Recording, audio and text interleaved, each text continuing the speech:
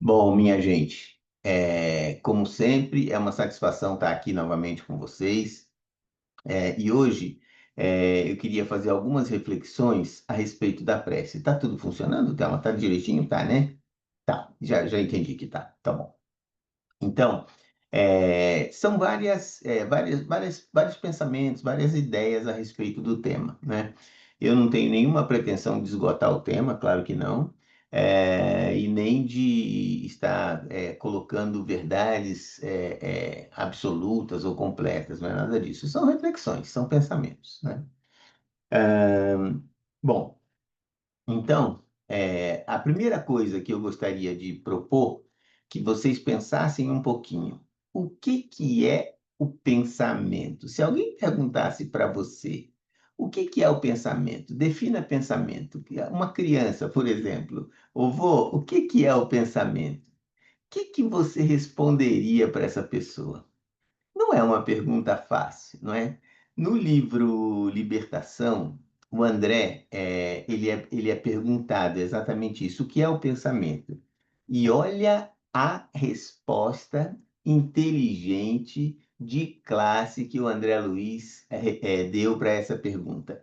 O André Luiz não é fraco, vamos combinar, né? Porque ele foi pego de supetão, ele não tinha preparação para isso, né? E aí ele raciocinou um pouquinho e mandou essa resposta aqui. Bom, só essa resposta, gente, daria para a gente fazer 3 seminários, né? Porque ela é complexa. Eu próprio tive dificuldade, tive que ler umas 8 vezes para poder entender, e até agora eu nem sei se eu entendi tudo direito, né? Mas vamos lá, ó. Segundo o André Luiz, né? Isso está no capítulo 17 do livro Libertação. O pensamento é, sem dúvida, força criadora de nossa própria alma e por isso mesmo é a continuação de nós mesmos. Através dele, atuamos no meio em que vivemos e agimos, estabelecendo o padrão de nossa influência no bem ou no mal. É complexo, né? Eu vou ler de novo, parando e comentando cada pedacinho. Hoje, gente, eu tenho poucos slides, né? Então, se alguém quiser interferir na hora que eu estou falando para não perder o raciocínio, pode levantar a mãozinha e interferir, não tem nenhum problema, ok? Não vai me estragar a linha de raciocínio, não, tá bom? Então, olha só, o pensamento é sem dúvida força criadora. Então, o pensamento é uma força que cria, é uma força criadora. De quem? Quem é que cria através do pensamento? A nossa própria alma, ou seja, a nossa própria essência, nós mesmos. Mas nós mesmos em essência, em individualidade, a coisa mais sagrada, mais sublime que a gente tem, que somos nós próprios, né? Mas nós próprios, não esse nós aqui encarnado, de carne e osso, nós em essência, nós em espírito, né? Então, o pensamento é, sem dúvida, uma força criadora do nosso espírito, de nós como espírito, né? E por isso mesmo, bom, se é uma força criadora executada pelo nosso próprio espírito, essa força criadora, né? Esse pensamento, é a continuação de nós mesmos, claro. Então, se a gente está criando alguma coisa, essa coisa acaba sendo, de uma certa forma, talvez forçar um pouquinho a amizade, né? Mas, de uma certa forma, é a continuação de nós mesmos, porque expressa o que a gente está sentindo, expressa o que a gente está pensando, né? É, Bom, e através dessa expressão do nosso eu, através do pensamento, através dessas coisas que a gente cria, né? Através dele, do pensamento, atuamos no meio em que vivemos e agimos. Então, através do que a gente pensa, e todos nós já ouvimos falar, já estudamos isso, né? Que existem pensamentos que cria matéria, não é? Então, tudo que a gente pensa é materializado, não na matéria grosseira, nessa matéria que a gente está acostumado aqui, mas numa matéria mais que quintessenciada, né? Mas pensamento é matéria, né? Quando a gente emite um pensamento, a gente está realizando alguma coisa, a gente está criando alguma coisa. E esse alguma coisa não é de uma matéria física, não é física assim, dessa forma encarnada que a gente está, né? Mas é uma matéria num outro nível numa outra dimensão, né? Então, por exemplo, se eu digo, imagine um elefante cor-de-rosa com as unhas pintadas de azul. Gente, quando eu emito esse pensamento, eu estou criando uma imagem, e mais que isso, eu estou induzindo cada um de vocês que estão assistindo, que estão ouvindo, a também criar essa imagem, né? O simples fato de eu falar isso, um elefante, como é que é? Um elefante amarelo, nem sei como é que eu falei, de unha pintada de azul, né? A gente cria uma ideia na cabeça, não é? Essa ideia, isso é uma criação mental, né? E isso, de uma certa forma, isso existe em outro plano que não esse nosso plano encarnado, né? Bom, então, através dele, do pensamento, a gente atua no meio em que a gente vive e age, né? E com essa atuação, a partir da emissão desses pensamentos, a gente estabelece o padrão da nossa influência. Ou seja, da mesma forma que eu falei do elefante amarelo com unha pintada de azul, eu estou influenciando as pessoas que estão à minha volta, encarnados e também desencarnados, né? Com essa bobagemzinha do elefante azul. Isso não é totalmente inofensivo, né? Isso não é nem para o bem nem para o mal, isso é só uma bobagem, né?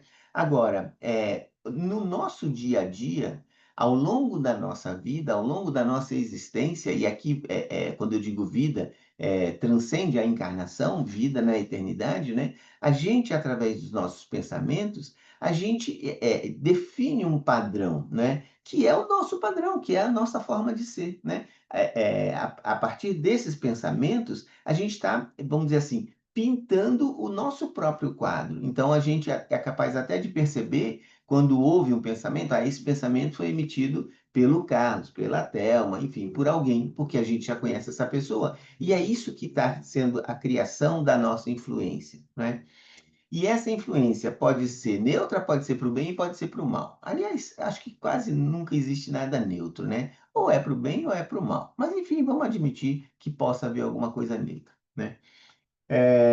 Bom, então, essa é a definição do André. Eu gostei muito dessa definição, eu achei brilhante, né? Eu confesso que eu não teria. Agora eu já decorei essa definição, né? Mas se alguém me perguntasse o que que é o pensamento, eu ia ficar gaguejando bastante para tentar formalizar um conceito, né? Bom, enfim, agora eu pego emprestado esse conceito do André Luiz. Se alguém me perguntar o que é um pensamento, eu vou levar isso à memória e dou crédito. Ó, segundo André Luiz, o pensamento é, sem dúvida, uma força criadora e toda essa fala, né? Bom, é, bom, aqui uma outra reflexão. A crença que a gente tem de que não está sozinho no universo, isso proporciona um grande conforto para a gente. Você imagina uma pessoa que não acredita num criador. Tá bom, não acredita num criador. Então, como é que você surgiu? Ah, eu surgi simplesmente, né? Se eu tivesse esse pensamento, eu me sentiria muito vulnerável. Puxa vida, então eu estou sozinho. Então, eu surgi do nada e não tem ninguém por mim, não é? Ao passo que, acreditando que a gente não foi, não surgiu do nada, que a gente foi criado, isso traz para a gente um grande conforto, né? A gente está aqui por força da vontade de um Criador, né? De Deus, enfim, a gente chama do jeito que a gente quiser, né? Nós chamamos, nós espíritas, né? Chamamos de um Criador, do nosso Pai, de Deus, né? Então, e esse criador, ele, de uma forma, eu coloquei aqui de uma forma muito elegante, ele nos deu de presente uma coisa de uma importância absoluta, que é o livre-arbítrio. E por que que o nosso Criador nos presenteou com o livre-arbítrio? Porque o nosso Criador, ele não desejava criar um newborn, né? Ele não queria criar um boneco, ele não queria criar uma marionete, né? Ele quis criar indivíduos que que podem vir a ser independentes, não é? Que podem vir a ter vontade própria, né? Ao longo do desenvolvimento, a gente vai se aperfeiçoando, a gente vai evoluindo até o infinito, sabe Deus até aonde, não é? E nessa escala de desenvolvimento, a gente está nos primeiros degraus ainda, a gente tem muito caminho para trilhar até a gente atingir, vamos dizer assim, a angelitude, né? E depois que atinge a angelitude, tem outros degraus e a gente nem sabe o que que pode vir depois, mas enfim. O fato é que a gente está num nível de desenvolvimento atualmente, relativamente não, bastante longe do que Deus traçou para a gente, né? A gente tem bastante para evoluir, né? Agora, então, se a gente tem muito para evoluir ainda, a gente já evoluiu bastante, né? Porque a gente já viveu milhares, talvez milhões de encarnações, não é? E a cada encarnação e desencarnação, encarna, desencarna, encarna, desencarna, a gente vai traçando pequenos passos em direção à evolução. É, e isso é uma ideia também muito consoladora, não é? Porque não importa o tempo. Claro que quanto menor o tempo, a gente vai ficar mais satisfeito, né? Chegar mais rápido a um objetivo. Mas não importa, todo mundo vai chegar. Pode ser que demore um pouquinho mais, pode ser que demore um pouquinho menos. Aliás, deixa eu ver o próximo slide aqui. Não, eu quero só fazer uma colocação que me ocorre o seguinte, a respeito do perdão. Nós espíritas sabemos a importância de perdoar, né? A gente sabe enfim, que isso traz paz de espírito para a gente. Muitas vezes, na maioria das vezes, o ato de perdoar traz mais benefícios para nós próprios que estamos perdoando do que para quem está sendo perdoado, né?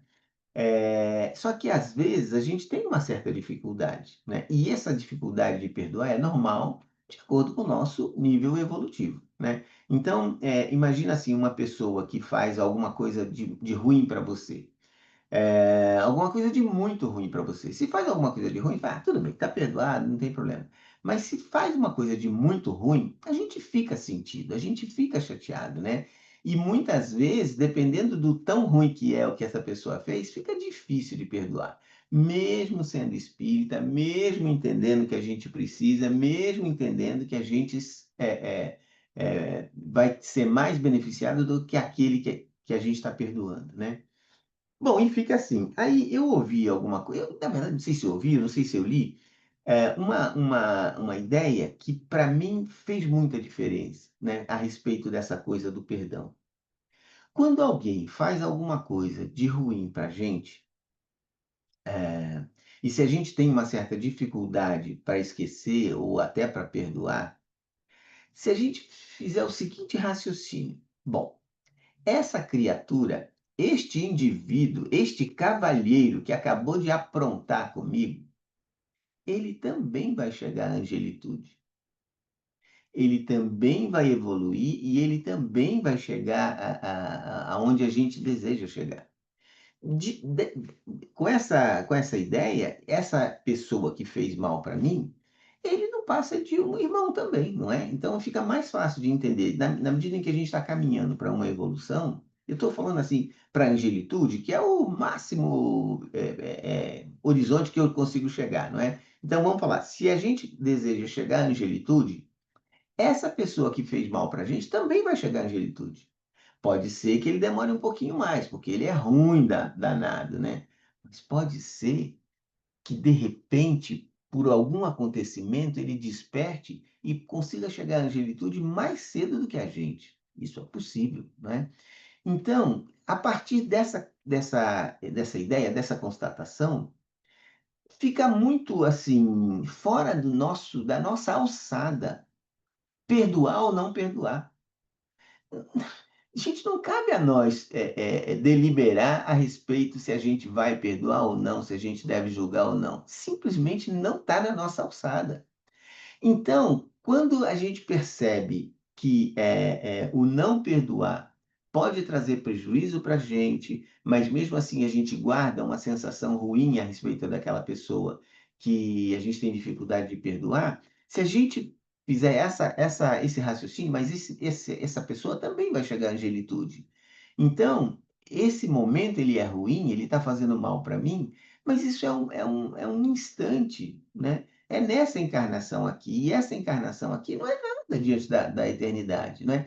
Então não faz muito sentido guardar rancor dessa criança espiritual, né? É a mesma coisa que quando uma criança faz alguma coisa errada, a gente não fica com raiva e deixa de perdoar. É uma criança, a gente sabe que é uma criança, principalmente se for avô e se for avó, né? Aí pode fazer o que quiser, que aí não tem problema, né? É a mesma coisa, nós todos, né, esse que faz mal para a gente e a gente também, somos todos crianças na evolução, né? Então, não faz muito sentido. E aí a gente fica um pouco mais livre para poder tomar essa ação de perdoar, porque passa a não fazer mais sentido. Não faz sentido. Para que que a gente vai ficar carregando isso por um tempo longo, né? Se a gente pode resolver de uma vez. Mas está doendo. Ele me chateou muito, eu sei, mas enfim. A gente pode usar a cabeça, né, e tomar uma decisão que vai nos beneficiar, né, e vai beneficiar ele também. Mas eu quero que ele se dane, eu só estou pensando em mim, estou querendo eu me livrar dele, né? Já me ocorre uma outra ideia. Eu estou fugindo completamente do meu planejamento original, né? Já ocorre uma outra ideia. Quando a gente reencarna, a gente é beneficiado, vamos dizer assim, com o véu do esquecimento, né? A gente não lembra de coisas, de encarnações passadas, não é? E muitas vezes a gente fala, puxa vida, mas não seria tão legal se a gente pudesse guardar a recordação das pessoas amigas, né, das pessoas que a gente ama e que estão novamente junto com a gente não se dá conta disso, né? Às vezes a gente tem uma simpatia natural gratuita por alguma pessoa e uma antipatia natural gratuita por outra pessoa. Não vou com a cara dele e não sei explicar por quê. Talvez, pode ser que essa pessoa com quem a gente não vai com a cara, pode ser que tenha sido uma pessoa de uma encarnação anterior que a gente teve um atrito. Não vou dizer que fez mal para a gente, que a gente não se entendeu, né? E a gente precisa, em algum momento, acertar as contas, perdoar mutuamente, né? E se a gente lembrasse do que aconteceu, a gente teria muito menos capacidade de perdoar alguém que fez mal para a gente, né? Então, com o véu do esquecimento, como a gente não lembra nada, a gente tem a oportunidade, a chance de se acertar com alguém que eventualmente a gente teve um grande atrito no passado. Porque a gente vai ter que se acertar em algum momento. Se não for nessa, vai ser numa próxima, em algum momento a gente vai ter que se acertar. E o esquecimento é um bom, vamos dizer assim, é uma boa forma, é uma boa maneira da gente conseguir perdoar, imaginando que a gente está começando do zero. Nunca vi essa pessoa na minha vida e tenho uma antipatia por ela. E aí eu, eventualmente, vou conviver com essa pessoa. Eventualmente, essa pessoa está dentro da nossa própria casa. É nosso irmão, é nossa mãe, é nosso pai, é nosso cunhado, enfim. Mas a gente precisa se acertar, não é? E aí, se a gente não lembra de por que que a gente não vai com a cara dessa pessoa, fica muito mais fácil a gente se acertar com ela do que se a gente tivesse a memória de tudo. Porque quando a gente reclama, puxa, seria legal se a gente tivesse a memória de vidas anteriores, a gente só está pensando no bom, né? Ter memória de vidas anteriores do que aconteceu de bom. Só que aconteceu muita coisa ruim também. E se a gente tivesse essa lembrança, isso poderia piorar bastante a nossa capacidade de evoluir nessa encarnação e, enfim, nas próximas, né? É uma coisa também que fica para coisa que a gente fica raciocinando, né? Bom, então, se a gente tem um criador e esse criador dotou a gente do livre-arbítrio, né? E se a gente tem um criador, a gente pode se comunicar com esse criador? Será que a gente consegue, pelo menos, tentar estabelecer uma comunicação?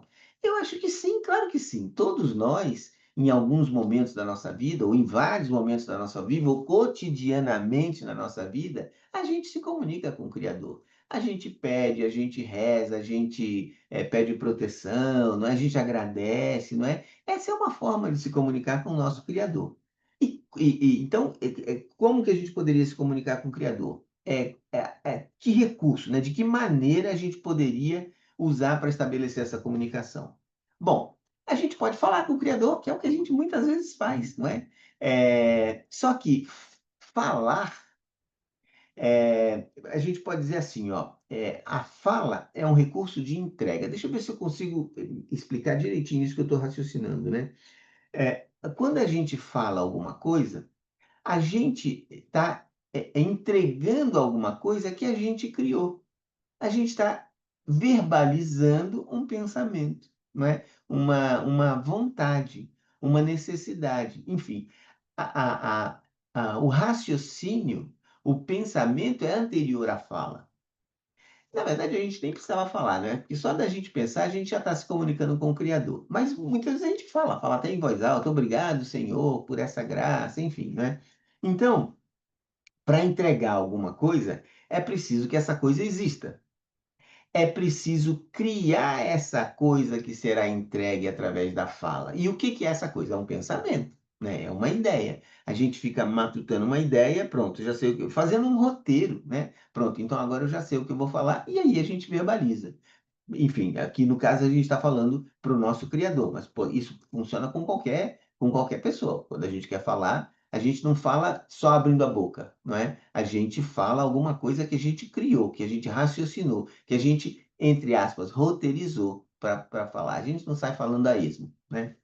Bom, o pensamento, então, é um recurso de criação. Se a fala é um recurso de entrega, o pensamento é um recurso de criação, né? Então, o que a gente vai pedir, ou falar, ou agradecer, ou louvar, é através de um pensamento, né? Isso é o pensamento que cria. E aqui eu queria reforçar uma outra ideia que acho que é comum para todo, acho que todo mundo já estudou isso, todo mundo sabe disso, né? O pensamento não é uma criação do cérebro, né? O pensamento é uma criação do espírito. O cérebro é uma ferramenta que nos permite, vamos dizer, externar esse pensamento nesse momento de encarnação, né? Mas quando a gente desencarna, o nosso cérebro vai para as cucuia e a gente continua pensando, né? Porque na visão materialista, o pensamento é uma secreção do cérebro. Mas na espiritual, no paradigma espiritualista, o pensamento não tem a ver com o cérebro. O cérebro é só um órgão que externa o pensamento, né? Mas quem cria é o espírito e não o cérebro, né? Bom, para falar alguma coisa, para entregar, é necessário pensar, criar essa fala. Pronto, isso a gente já falou. Bom, aí, agora vou voltar ao tema principal da nossa fala de hoje, né? Uma prece é um pensamento. Esse pensamento, essa prece, pode ter sido criada por nós mesmos. Quando a gente faz a prece usando as nossas próprias palavras. Senhor, muito obrigado por me ajudar. A minha esposa acabou de acordar e ela não sabe que eu estou em live. Eu estou em live, tá bom? Então, quando a gente cria, faz uma prece, um pensamento com as nossas próprias palavras, essa prece é um pensamento que nós próprios criamos. Agora, por exemplo, quando a gente fala Pai nosso que estais no céu, santificado seja. Então, Ave Maria, cheia de graça, o Senhor é convosco. A gente está repetindo um pensamento, uma prece que foi criada por terceiros, não por nós, não é? O Pai Nosso foi criada por Jesus, não é? Enfim, e a gente ouve, não é? A gente espírita ouve que é melhor fazer uma prece com as nossas próprias palavras, não é? Mas, gente, não tem nenhum problema recitar uma prece pronta. Por exemplo, quando a gente recita o Pai Nosso, gente, essa prece, esse texto, ele tem uma força, ele tem uma egrégora tão grande. Você imagina há quanto tempo, no mínimo há uns 2.000 anos, um pouquinho menos, um pouquinho mais, essa fala vem sendo repetida, repetida, repetida, milhões de vezes e sempre carregando de uma emoção muito grande, de uma vontade muito grande. A gente pode dizer até de uma fé muito grande. Então, essas palavras, Pai Nosso que estás no céu, santificado seja, esse texto, ele tem um poder muito grande, né? Então, quando a gente fala, a melhor prece é aquela que sai do coração, né? A gente não precisa declarar prece decorada.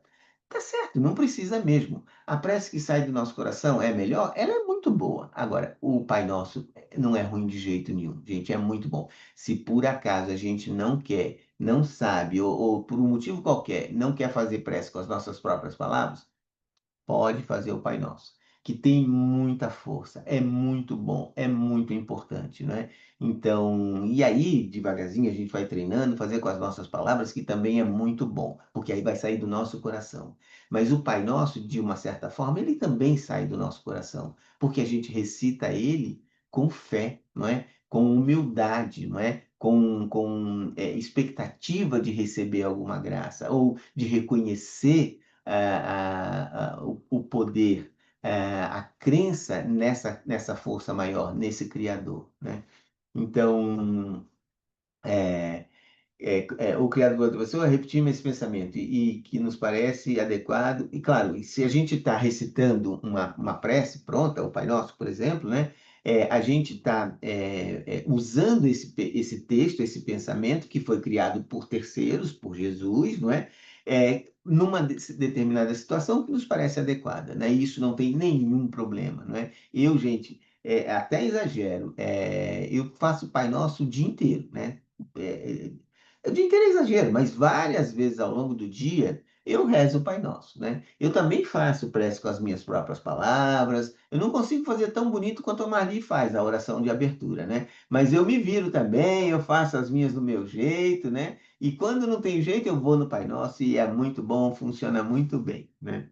Bom, então, por meio de uma prece, o que que a gente pode fazer? Bom, a gente pode pedir, a gente pode agradecer e a gente pode louvar, né?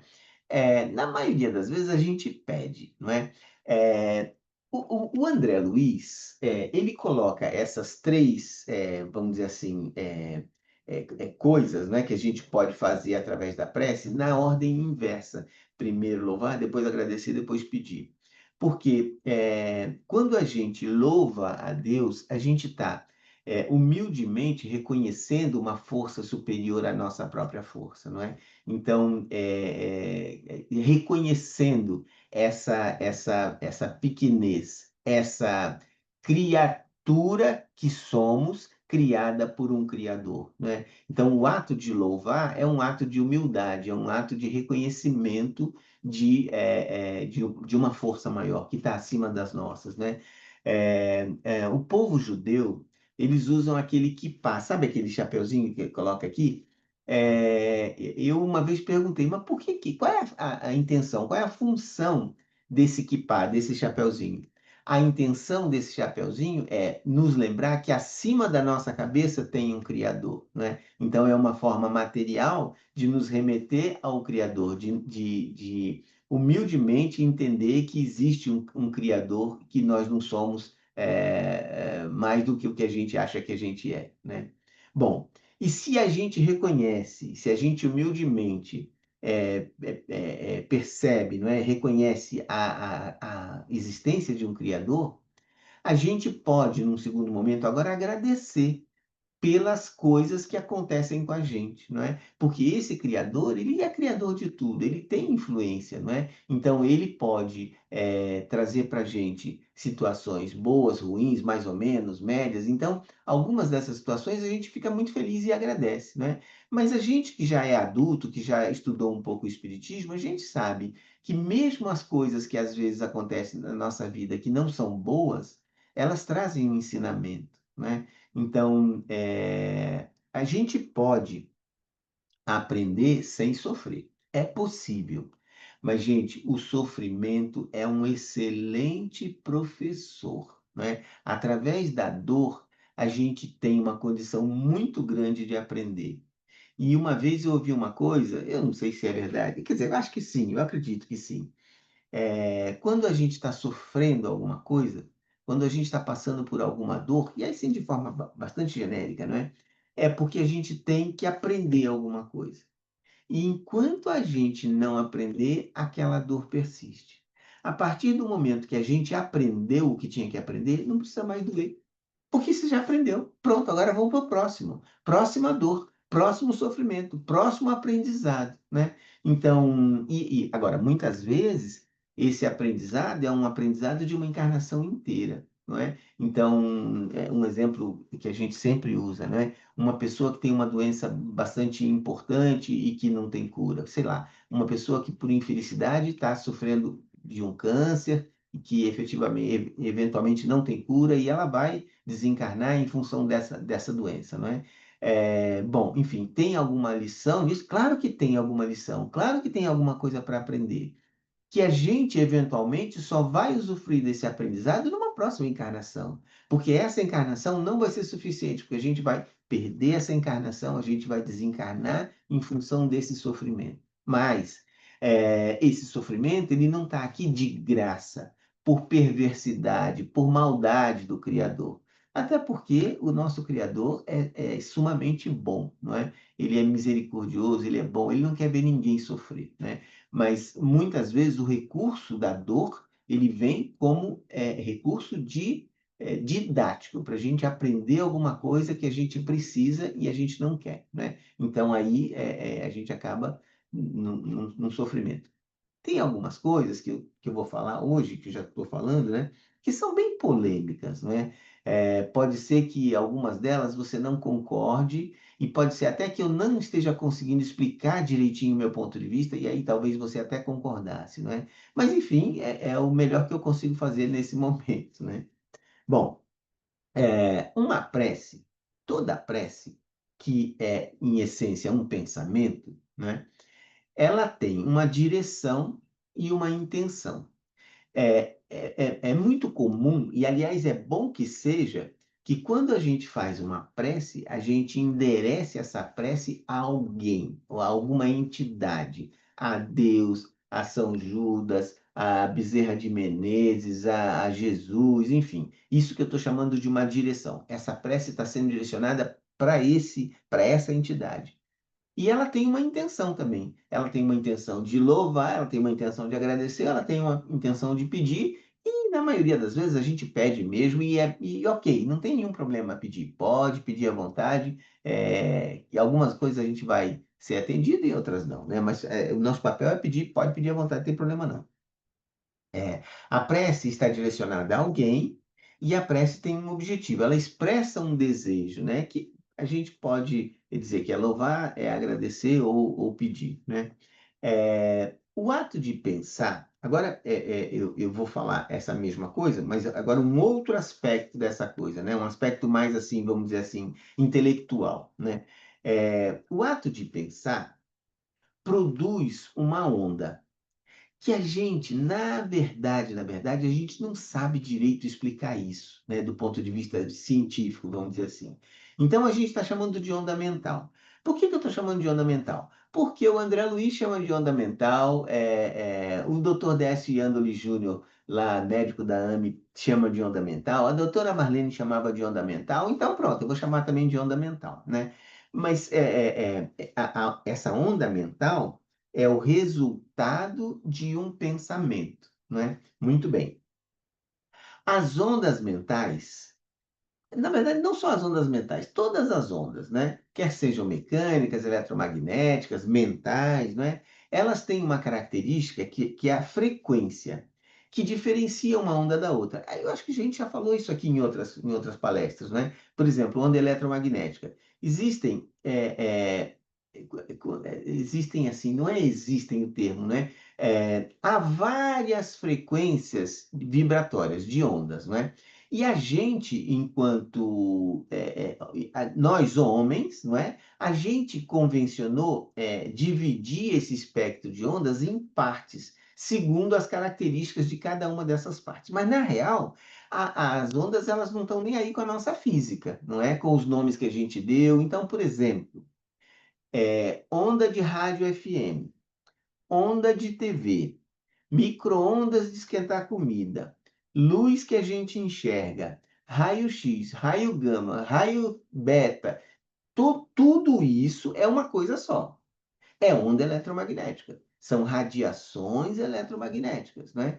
E por que que a gente dá nomes específicos? Por que que a gente chama micro-ondas de micro-ondas e luz de luz? E onda de TV de onda de TV? Porque a gente consegue apesar da gente não conseguir, de não ter sido nós quem criamos, a gente, através do nosso raciocínio, da nossa inteligência, do nosso estudo, a gente consegue utilizar essas ondas, mesmo aquelas que a gente não consegue perceber sensorialmente. Por exemplo, a gente percebe sensorialmente a luz. A gente tem um equipamento, que é o nosso olho, não é? Que capta a luz e isso a gente transforma em imagem. Só que dentro do espectro de ondas eletromagnéticas existem várias frequências, não é? E o nosso olho, o nosso equipamento que nos permite perceber a onda eletromagnética, só percebe uma partezinha do espectro, que a gente mesmo chamou de luz, não é? Então, que vai da frequência do 700 até do 400 até os 700 mil, enfim, esse número não importa, né? É a faixa de frequência da radiação que a gente consegue perceber com o nosso olho. Por exemplo, vai desde o vermelho até o violeta. As cores, né, estão dentro desse espectro de luz, né? Bom, acima do violeta também existe coisa. Por exemplo, o ultravioleta que o sol emite, que faz mal para a nossa pele, a gente sabe que existe. A gente sente o efeito, né? Se a gente ficar no sol ao meio-dia, é perigoso porque pode dar câncer de pele, né? E o que que é isso? São as ultravioletas, os raios ultravioleta, a radiação ultravioleta, a onda eletromagnética é ultravioleta. Mas quem criou esse nome ultravioleta não foi Deus. Deus criou a radiação eletromagnética. E a gente, através do nosso estudo, saiu dividindo, colocando em caixinhas para a gente poder melhor estudar e melhor entender. Muito bem. Abaixo do vermelho também existe coisa que a gente não enxerga, mas a gente sabe que existe, por exemplo, o calor, o infravermelho, né? São coisas que a gente não enxerga, mas existem. Por exemplo, raio-x. Raio-x a gente não enxerga, mas a gente consegue utilizar o raio-x. Por exemplo, é, se eu coloco aqui, ó, eu tenho uma lanterna, uma lanterninha, uma luz, a luz do meu celular, né? Se eu coloco a mão na frente e acendo a luz do celular aqui, você consegue enxergar a luz aqui? Não consegue. Por quê? Porque a minha mão, ela é opaca à luz, ou seja, a luz não consegue atravessar a minha mão e passar para o outro lado. Nessa faixa de frequência, a nossa mão é opaca. Agora, se eu pegasse uma lanterninha, entre aspas, né, uma lanterninha de raio-x, colocasse a mão aqui e acendesse essa lanterninha aqui, essa radiação ela atravessa a minha mão. Eu ia dizer assim, você consegue enxergar o raio-x? Não consegue porque a gente não enxerga raio-x, né? Mas o raio-x, ele atravessa a nossa mão. O nosso osso, ele não consegue. O nosso osso é opaco ao raio-x. Então, através de muita experiência, de muito estudo, de tentativa e erro, percebeu-se que a gente, apesar de não enxergar raio-x, a gente assim mesmo pode utilizar. Então, por exemplo, se eu coloco a minha mão aqui, a lanterninha de raio-x aqui, que a gente não enxerga, né? E coloco aqui embaixo um filme que é sensível ao raio-x, quando a gente acender a lanterna de raio-x, a gente vai sensibilizar o filme que está aqui embaixo, né?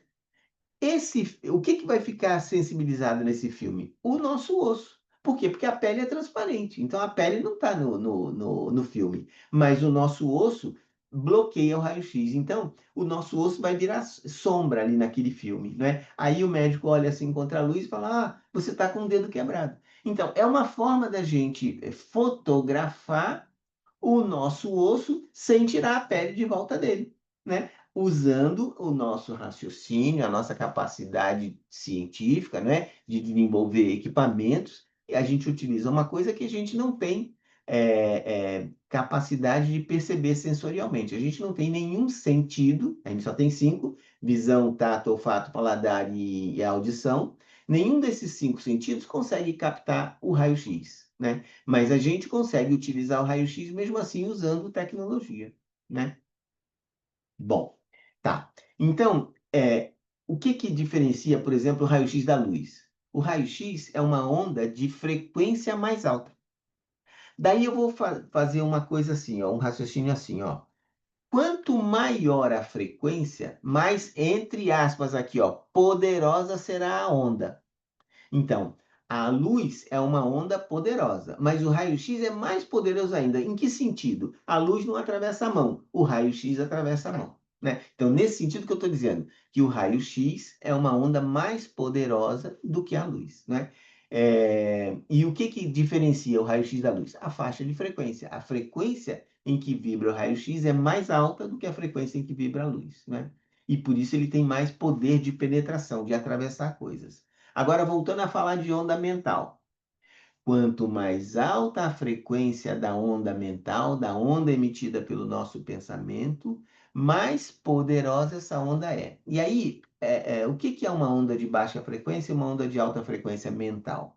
Quando a gente está pensando na inveja, no ciúme, nas coisas ruins, a gente está emitindo uma onda mental de frequência um pouco mais baixa. Quando a gente pensa em amor, em caridade, em fazer o bem, a frequência dessa onda que a gente está emitindo, ela tem uma frequência maior. Então, eu estou dizendo que o raciocínio no bem, o pensamento no bem, ele é mais poderoso do que o pensamento no mal. Tá. Estou construindo o raciocínio, né? Então, só reforçando. Quando a gente faz uma prece, a gente está emitindo um pensamento. Emitindo um pensamento, a gente está emitindo uma onda mental, né? Em última análise, um pensamento emite uma onda mental, né? Então, a gente pode dizer que existem preces com maior e com menor poder. É verdade. Olha só, quando a gente faz uma prece da boca para fora, e aqui, ó, veja bem, eu não estou dizendo que a prece criada por nós mesmos é da boca para fora, não. Quando a gente faz uma prece sem uma fé, eu acho que a fé é um grande catalisador da onda mental. Quando a gente emite um pensamento através de uma oração, quando a gente emite uma oração através de um pensamento, é, com muita fé, acreditando muito que isso possa se tornar realidade, e isso não precisa ser um pedido, pode ser um ato de louvar a Deus, mas louvar a Deus pode ser da boca para fora, ai, o Senhor seja louvado, ele é muito importante. Isso pode ser dito assim da boca para fora, mas quando isso é dito com sentimento, com aquele sentimento de crença, de fé, de submissão. Nossa, essa prece, esse pensamento tem uma força muito maior. Ou seja, ele está vibrando numa frequência mais alta do que se fosse um pensamento da boca para fora. Dá para entender isso? Acho que sim, não não é tão complicado, né? E isso tudo, gente, não é uma verdade absoluta, única. É uma forma de enxergar a verdade, a minha forma de enxergar a verdade, ok? Pode ser que algum de vocês tenha uma outra ideia, até melhor, ou nunca pensaram nisso, enfim, mas eu não tenho aqui a pretensão de esgotar o assunto, né? Bom, a gente pode dizer que uma prece, que é uma emissão de um pensamento, equivale a uma ação. Mas a gente já sabe, ó, através do Newton, sabe, o cientista, o Isaac Newton, né, lá dos anos de 1600, é o pai da física, né, da mecânica, né? E o Newton, através dos raciocínios dele, ele criou várias leis, né? A terceira lei de Newton diz o seguinte: para cada ação corresponde uma reação de mesma direção, mesma intensidade e sentido contrário. Então, quando eu faço uma ação por exemplo, empurrar esse livro para lá, com a mesma direção, a direção é assim, é a linha, né? Eu empurro o livro nessa linha. O livro está empurrando o meu dedo nessa mesma direção, com a mesma intensidade que eu estou empurrando o livro e no sentido contrário. O meu dedo empurra o livro para cá e o livro empurra meu dedo para cá, né? É claro que a gente está num meio onde tem resistência, tem ar, não é? Então, o ar dificulta muito essa reação, né? Por exemplo, você sabe qual é o princípio de funcionamento de um foguete? Como é que o foguete não, vamos falar assim, o astronauta. O astronauta fora da nave, naquela roupa toda, não é? Quando ele quer ir para lá ou para cá, para frente ou para trás, ele solta um jatinho de ar. Pss. Esse jatinho de ar está sendo jogado para lá e aí a reação joga ele para cá. Então é simples assim, ó. Se eu, no espaço, eu não tenho onde me apegar, eu não tenho onde segurar, né? Não dá para caminhar no espaço, não tem nada, é vácuo, né? Então, se eu quero sair daqui de onde eu estou e vir para cá, eu jogo um arzinho, ar mesmo. Eu jogo fora o ar, esse ar está gerando uma reação que vai me empurrar para cá. Eu empurro o ar para lá e o ar me empurra para cá, né? Como não tem nada para fazer atrito, como não tem atmosfera, é muito tranquilo isso, né? Da mesma forma, como é que o foguete ele sobe? Aqui na atmosfera, ele sobe, tá tudo bem. Quando chega lá fora da atmosfera, se ele quer ir para um lado para o outro, ele solta arzinho para lá e para cá. Gente, e é arzinho mesmo. Pega um tubo de oxigênio, sabe? Quando você abre assim, ó, não faz, não sai o oxigênio. É isso que proporciona a gente se movimentar no espaço onde não tem atmosfera, onde não tem atrito, né? Então, e esse acontecimento é o que o Newton descreve nessa terceira lei, que para cada ação corresponde uma reação de mesma direção, mesma intensidade e sentido contrário. Muito bem. Então, se a gente pode dizer que uma prece, que uma emissão de um pensamento, equivale a uma ação, então quando a gente faz a prece, a gente está emitindo uma ação. E essa ação a essa ação vai corresponder uma reação. Então a gente pode ter certeza de que toda prece será ouvida e atendida, entre aspas, por alguém ou por alguma entidade. Essa frase eu sei que é polêmica, eu sei que alguns dos senhores podem discordar, e eu sei que talvez a sua discordância venha em função da minha incapacidade de explicar direitinho o que eu estou querendo dizer. Mas, enfim. é, é, então, toda prece é uma ação. Essa prece normalmente é direcionada para alguém, né? E esse alguém, ou alguém em volta desse alguém, vai reagir a esse nosso pedido. Então, por exemplo, vamos imaginar que eu faça uma prece para Santo Antônio, pedindo um bom casamento. Santo Antônio, que normalmente, quando a gente fala para Santo Antônio pedir casamento, a gente não está pedindo nada, a gente está ordenando Santo Antônio. Ó, e se não me der o casamento, vai ficar de ponta cabeça na geladeira. Não é assim que a gente faz? Então, a gente não está pedindo nada, a gente está negociando. Ó, eu quero um casamento e enquanto eu não tiver o casamento, vai ficar de ponta cabeça dentro de um copo d'água. É assim que a gente negocia com Santo Antônio, né? Olha a pretensão nossa. Bom, enfim. Agora, quando a gente emite uma prece pedindo, vamos falar pedindo alguma coisa, dependendo da força desse pensamento, esse pensamento não vai a lugar nenhum. Ele é fraco, ele tem uma frequência baixa. Dependendo da força com que a gente emite esse pensamento, ele tem uma força maior. Por exemplo, quando a gente faz um pedido imbuído de fé, de que a gente é capaz de receber isso que a gente está pedindo, esse pensamento ganha muito mais força. Então, eu vou fazer uma outra. Peraí, deixa eu seguir meu texto aqui. Então, todo pensamento emitido por nós gera uma responsabilidade. Sim, isso também é verdade, né? Quando a gente emite um pensamento, a gente está, vamos dizer assim, perturbando o ambiente, né? E esse ambiente vai reagir, né?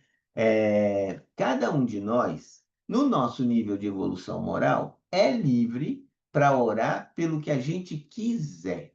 A gente pode fazer prece, pode fazer oração pedindo o que a gente quiser. Só que isso gera uma responsabilidade, né? Então, a prece emitida atrai, ela gera uma sintonia com seres em infinitos graus de evolução moral. Então, por exemplo, quando você emite uma prece para Santo Antônio, e eu estou usando Santo Antônio aqui como exemplo, né? Até um exemplo bobo, né? Quando você emite uma prece para Santo Antônio, de acordo com a força que essa prece tenha, que esse pensamento tenha, de acordo com a frequência desse pensamento, pode ser e essa prece chegue até onde está o Santo Antônio. E se essa prece for fraquinha, ela não vai chegar nem perto do Santo Antônio.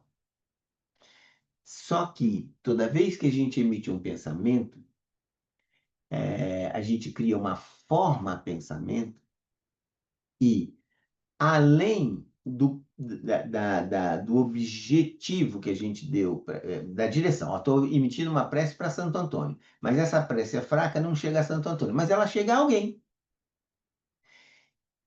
Ela está criando sintonia com alguém, que pode ser Santo Antônio e pode ser, em função de ser fraquinha, nem chega a Santo Antônio, né? Agora, a gente pode orar pedindo proteção a um ente querido, que já é um outro exemplo, né? Vamos imaginar que a gente faça uma prece.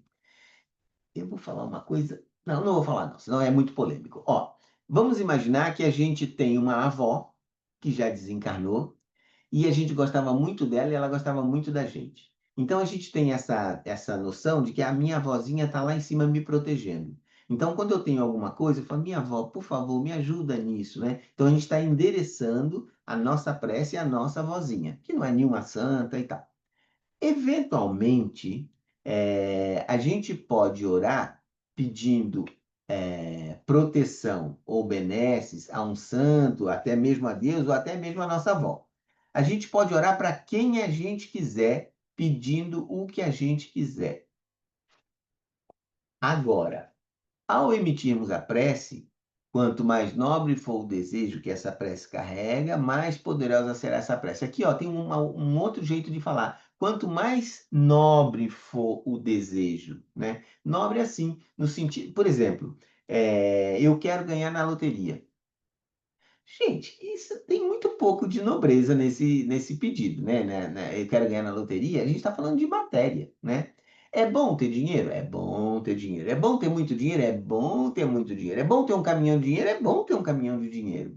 Mas, quando a gente desencarnar, todo esse dinheiro a gente não vai levar com a gente, né? Caixão não tem gaveta, né? A única coisa que a gente leva com a gente é o que a gente aprendeu, né? Essa é uma reflexão também bem interessante, né? Você pode passar uma vida inteira angariando dinheiro e efetivamente conseguir muito dinheiro, fazer bom uso ou mau uso desse dinheiro, não importa. Mas todo o dinheiro que a gente juntar na vida, quando a gente desencarna, ele fica aqui, né? A gente não consegue levar. O que que a gente consegue levar? O que a gente aprendeu, as pessoas com quem a gente se relacionou, as pessoas que a gente amou, o amor de algumas pessoas que tem por a gente leva. Isso está incorporado à nossa essência, isso está incorporado ao nosso espírito. Isso é diferente de matéria, não é? Então, matéria e é efêmera, é por um tempo curto de uma encarnação, né? Deixou a encarnação, zerou tudo. Na próxima encarnação vai voltar do zero, e aí vai construir tudo de novo, do jeito que for, né? Bom, seguindo. Se a gente pede para ganhar na loteria, ou para arranjar um novo emprego, ou para conseguir um bom casamento, mesmo que a gente enderece essa prece do casamento a Santo Antônio, em função da materialidade do pedido, da pouca força desse pedido, essa prece não terá força suficiente para chegar a tal do Santo Antônio, por exemplo, né? Mas seria bem diferente se a gente pedisse para ganhar na loteria, que continua sendo uma coisa material, mas porque a partir de ganhar na loteria, eu vou ganhar um bom volume de dinheiro e eu vou conseguir, com esse dinheiro, com esse recurso, ajudar um grande número de crianças desamparadas. Essas crianças vão ter um futuro melhor, mais promissor. Ou então, se eu pedir para arranjar um novo emprego que vai me permitir, a mim mesmo, aprender e evoluir no meu caminho moral ou mesmo intelectual, isso é diferente de pedir um emprego por ostentação. Aí eu quero tanto um emprego que é para poder chegar lá no meu grupo de amigos, tá vendo? Olha o empregão que eu tenho, ó, é muito melhor que o seu emprego, né? Isso não tem nobreza. Agora, eu quero um emprego para eu conseguir, através de conviver com essas pessoas que trabalham lá, evoluir intelectual, moralmente, e isso já é um pensamento mais nobre, né? E até o casamento pode vir a ser nobre, se, dependendo de como você pedir. né? Agora, gente, se você pede para ganhar na loteria e eventualmente você ganha e você não ajuda as crianças desamparadas, olha a confusão que você está arrumando para a sua cabeça. Olha a dívida que você está assumindo, porque a espiritualidade foi, entre aspas, né, ingênua, achou que você ia cumprir a sua promessa e você pegou o dinheiro e só ficou comprando carro novo, gastando, esbanjando, só de forma fútil, né? Tem que ter noção do que está pedindo, né? Mas a espiritualidade não é tonta, não, né?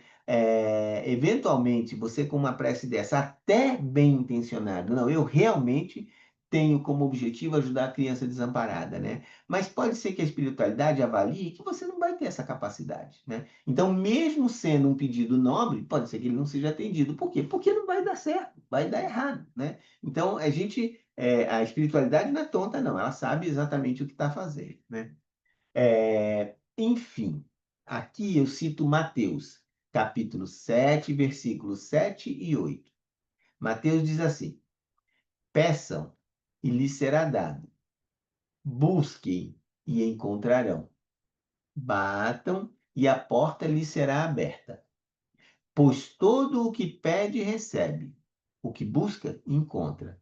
E àquele que bate, a porta será aberta, né? Então, o que o Mateus está falando aqui é a mesma coisa que eu venho falando desde que a gente começou nessa fala aqui de hoje, né? Então, eu estou bastante bem, vamos dizer assim, embasada nessa fala, porque até o Mateus já está concordando comigo. Olha só que pretensão, né? Enfim, é desse jeito, né? Então, em resumo, moral da história, a gente pode pedir o que a gente quiser, né? Mas se a gente pede bobagem, quem eventualmente vai se encarregar de atender esse pedido pode ser um espírito zombeteiro, um espírito que está no mesmo nível de evolução que a gente, bem abaixo de um santo, né? Ah, eu quero tanto ganhar na loteria porque eu queria tanto comprar um carro. Tem espírito zombeteiro que vai ouvir essa prece e fala, ah, tá bom, deixa aqui comigo que eu vou brincar com ele. Olha, aí ele intui a gente, né? Olha, você tem que ir lá no alto daquela montanha, na Casa Amarela, plantar bananeira e depois ficar o máximo de tempo que você puder plantando bananeira. Depois você sai, dá 3 pulinhos para a esquerda e 3 pulinhos para a direita. E o tonto, achando que vai ganhar na loteria, vai lá em cima na colina, na Casa Amarela, planta a bananeira, dá 3 pulinhos para lá e dá 3 pulinhos para cá. Você imagina o engraçado que é o espírito zombeteiro vendo você fazer isso, né? Por que que esse espírito zombeteiro está fazendo isso com você? Porque ele está mais ou menos no mesmo nível evolutivo de moral que você. Você não está pedindo bobagem? Então vem outro para te falar bobagem, né? Então, precisa, assim, tomar cuidado com o que a gente pede, não é? E tomar cuidado efetivamente com quem a gente vai estar se associando, né? Porque através da emissão de um pensamento, esse pensamento vai sincronizar, ele vai atrair entidades, seres com o mesmo nível evolutivo nosso que está emitindo um pensamento de bobagem, né? Então, gente, como a gente pode, através da prece, louvar, agradecer e pedir, se a gente não está muito seguro do valor do que a gente está pedindo, é melhor só ficar louvando e agradecendo. É melhor, porque aí é mais garantido, né? É menos chance de dar errado, né? Bom, gente, olha, eu sei, isso não tem, não tem uma cabeça, essa fala minha, são várias ideias, assim, até meio soltas, né? Mas era basicamente isso que eu tinha preparado para a gente conversar hoje, né? Então, agora eu gostaria muito, de verdade, de ouvir algumas reflexões de vocês, se você